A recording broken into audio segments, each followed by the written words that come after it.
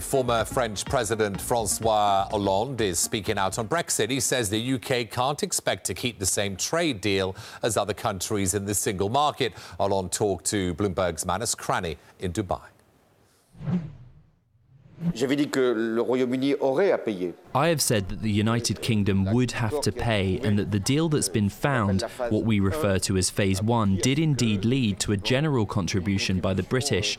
And secondly, we were able to find an agreement on the question of European citizens. There will now be a second phase. That will deal with the place of the United Kingdom within the internal market or outside of the internal market if a trade agreement was made. What I can say is that Europe's attitude is one of respect, but also of certain demands, because we will now have to protect a Europe of 27. Brexit is irreversible. Its aim is not to punish the British, its aim is to clarify as best as possible the future relations between the European Union and the United Kingdom.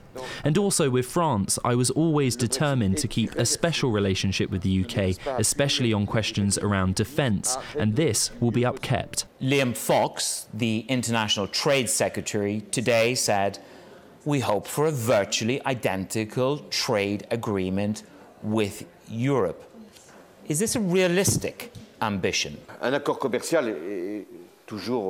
trade agreement is always possible, but it needs to be clear that it can't happen at any cost.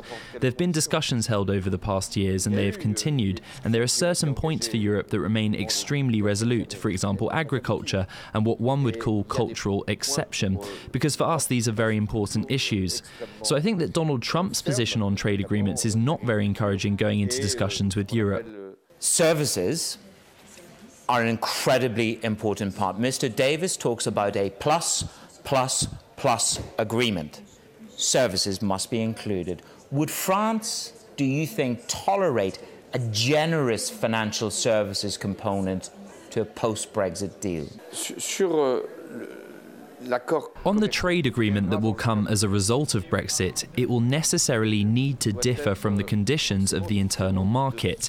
In the internal market, there is free movement of trade and passporting, which also applies to the British activities today in the internal market.